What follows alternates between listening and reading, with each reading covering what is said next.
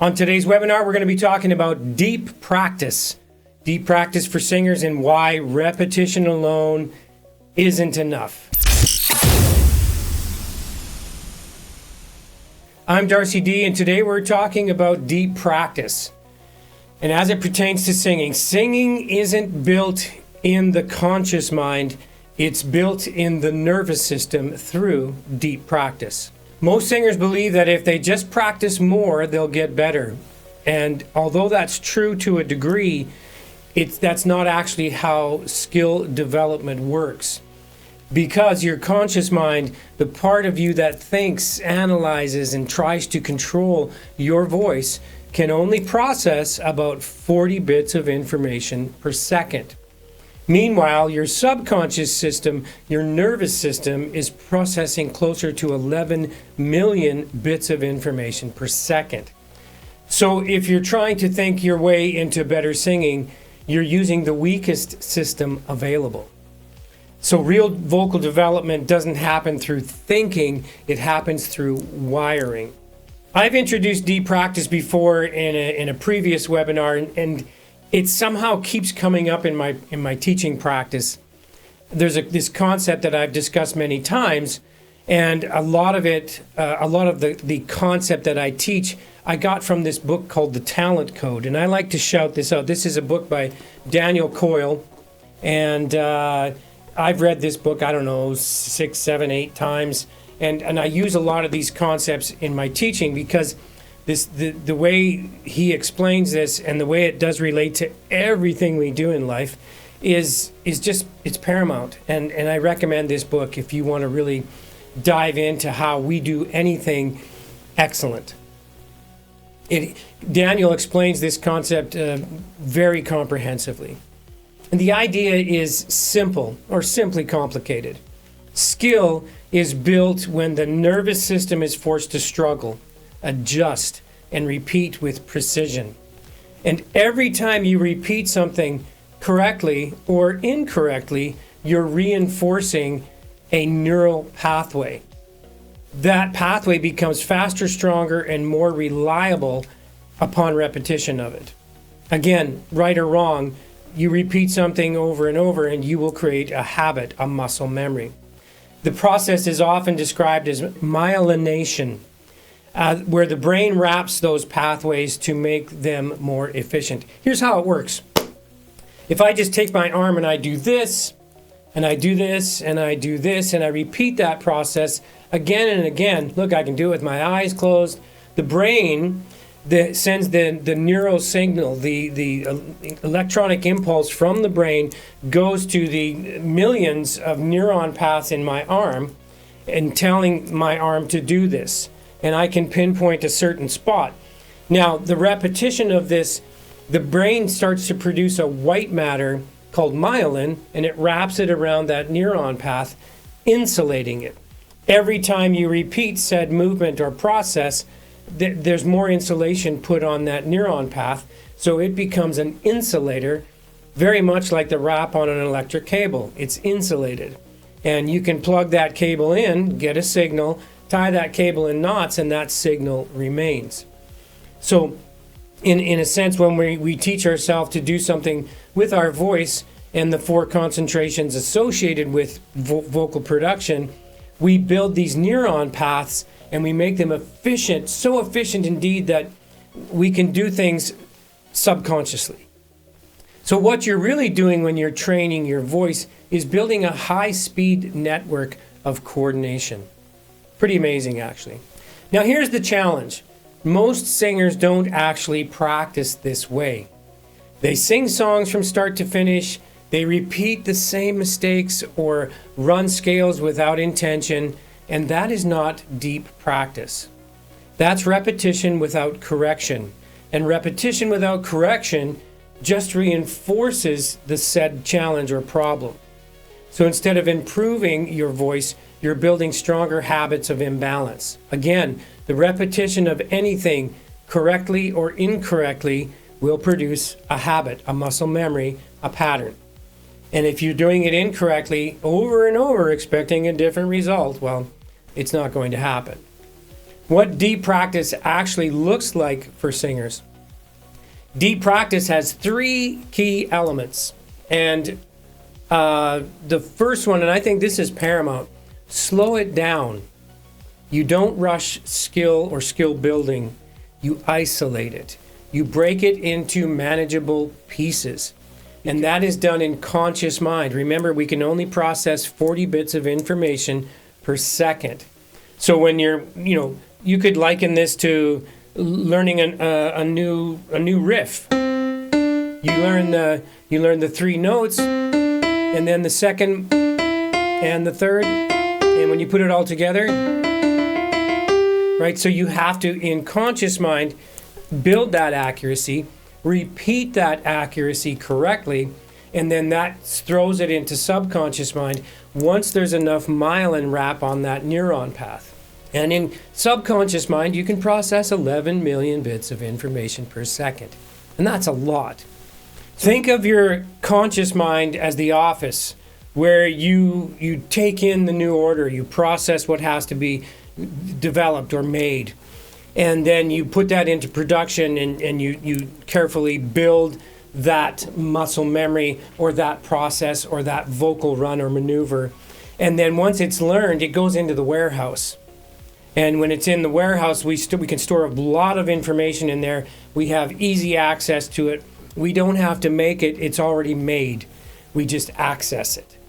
So in subconscious mind, you can access all these things and seemingly without any awareness. That's that's why you can walk down the street with your phone in your hand and a sandwich in the other, and you can walk, type, text, eat, and cross the street without really being aware. It's your subconscious mind that's helping you navigate all these processes. Okay, so what we need to do is we need to stay on the edge of our ability, and this is critical.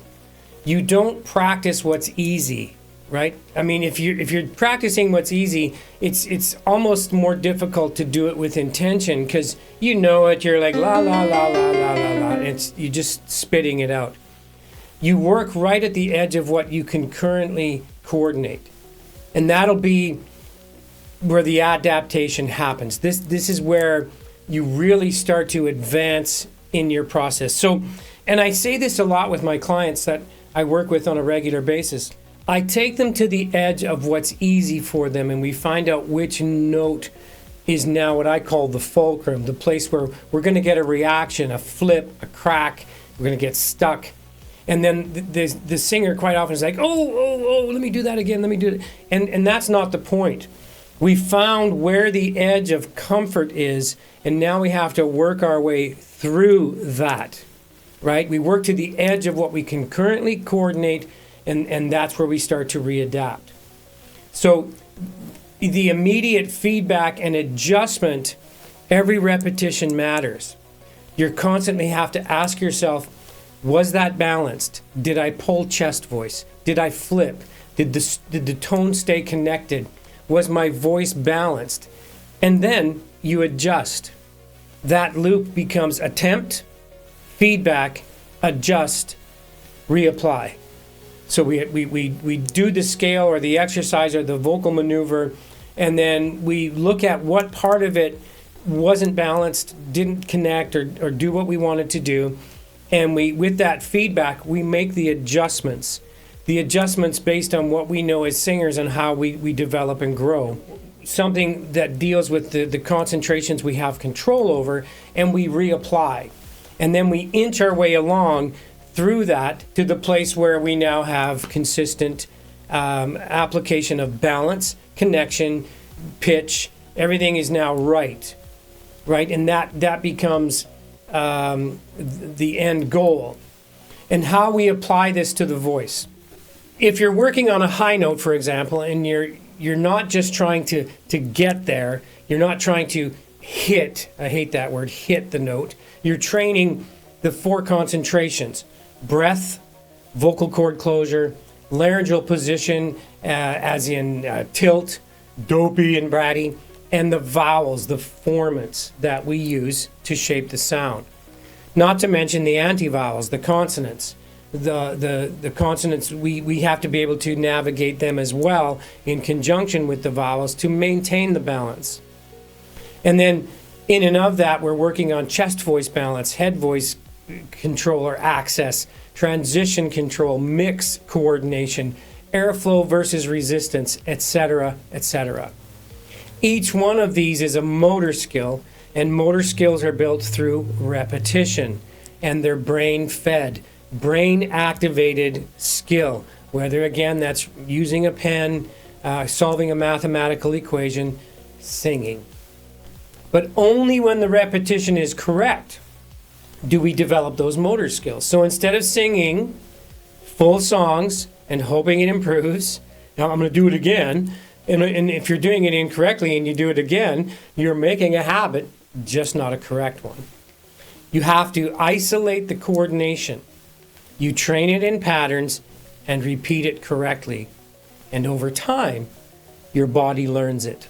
So the shift in mindset, this is where singers need to shift your thinking. You're not trying to sing better, sing higher, sound good. Quite often in exercise, it doesn't even sound good.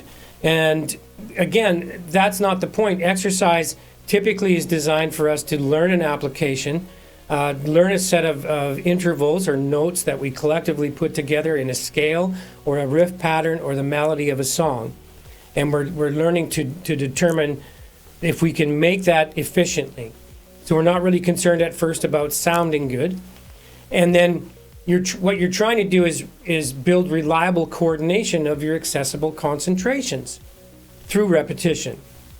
Because once the coordination is wired, the sound becomes very consistent. Effort decreases, control increases. And I think I should point out, I wanted to share a little something here. We'll open this up. And I've got a couple of tabs open. I'll go like this. Okay, so in the app, when we talk about deep practice, I've got a few places in the app. And you know what I've been thinking a lot lately? Most everything in the app is about organized deep practice. Everything we do has to have some sort of controlled manipulation to create habitual repetition and placement. So if you look in the exercise toolbox in the app, we've got the toolbox with all the exercises, all the primary ones that you might use to exercise. And then we've got intervals, and we can build the intervals of the scales. And I've got the video version so you can see the notes on the piano and you can see the patterns, which sometimes visual learners really appreciate. And then you've got the audio track. And then we've got the 5-tone scales where you can rip apart and dissect the 5-tone scale. So, instead of just singing that typical 5-tone scale,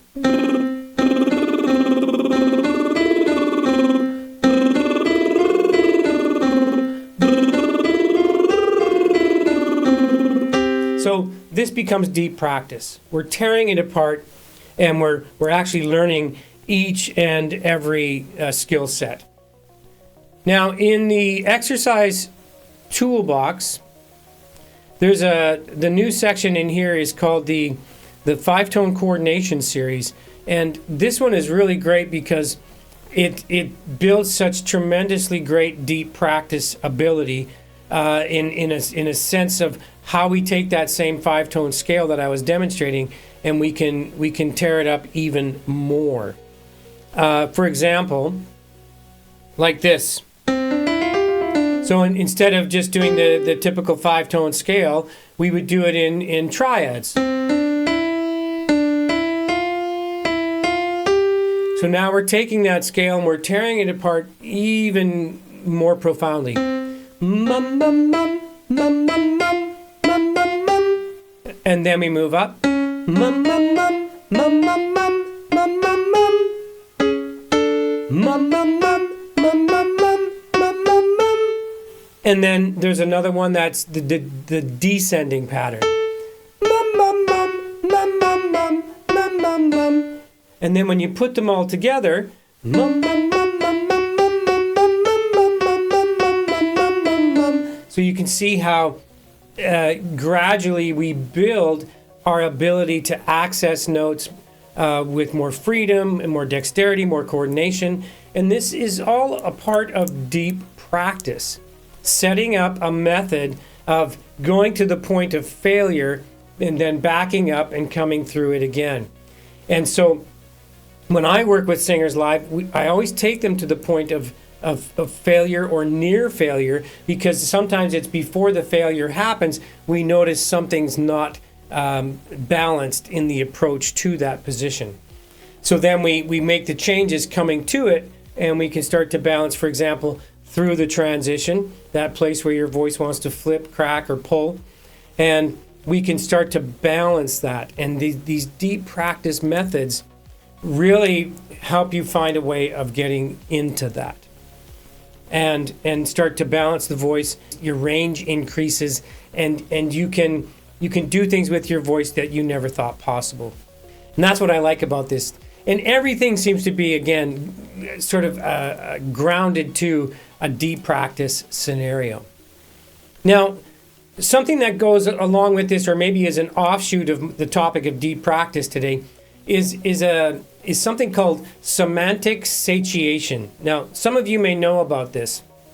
It's when you repeat something so many times that it temporarily loses meaning. And quite often in vocal exercise, this happens. We're saying the same thing over and over. La, la, la, la, la, la, la, la. It has no meaning after a while. I've even experienced this working on songs with singers, where we're saying the line over and over and over, and the words kind of lose their meaning. And sometimes I purposely go into this process of semantic satiation. So we're trying to find the balance of a line, and the line has a lot of words in it. It's sort of a longer breath, and you have to be able to say all the words and find all the notes and put in the idea of the emotional value of the song. And sometimes we have to just break it down and we just say all the words out loud. And what I do is I'll change the accent. So thinking of a line in a song, on a dark desert highway, cool wind in my hair. On a dark desert highway, cool wind in my hair. On a dark desert highway, cool wind in my hair. On a dark desert highway, cool wind in my hair. On a dark desert highway, cool wind in my hair. And we repeat, putting an accent on each and every word till eventually we've gone through the whole phrase. This turns into semantic satiation, because over time, you kind of, the words don't make sense anymore. You've repeated them so many times, they have no meaning. But it allows us to treat that one line in the song as one word. And then it allows us to lay it out on one breath. Then we can think about the accents. Then we can think about the meaning of the lyric. And then we can put the emotional value into it. So this concept is something worth looking at and knowing when you've hit it. So when it starts to lose meaning, you want to back up, because the same thing can happen in vocal practice. Deep practice is repetitive by nature, but if that repetition becomes automatic, if you're just going through the motions, what you're singing can start to lose clarity and purpose. When that happens, your brain stops adapting. You're no longer training the voice, you're just repeating sound. So the goal isn't just repetition, it's mindful repetition. Staying aware of what you're doing. Is the tone connected? Am I pulling chest? Am I flipping? Am I balanced through the transition? All the questions we ask, did I have, was the volume correct? Did I have the right emotional value on that phrase? Did I shape the vowels and consonants correctly so the listener understands what I'm saying without sounding like I'm over-pronouncing and everything is balanced? So when you feel that loss of focus, reset. Change something. Adjust the pattern. Shift the key. Refocus your attention and slow it down. Bring meaning back into the repetition. All the exercises in the app have adjustable speed. You can speed them up, you can slow them down. Slow them down to step into conscious form and really attach yourself to each and every note.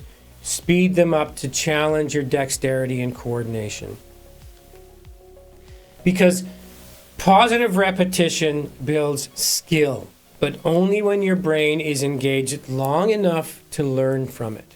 This is exactly why structure matters. Because deep practice only works when you're training the right coordination in the right order, with the right level of difficulty. That's what I've built into the Virtual Voice Coach app.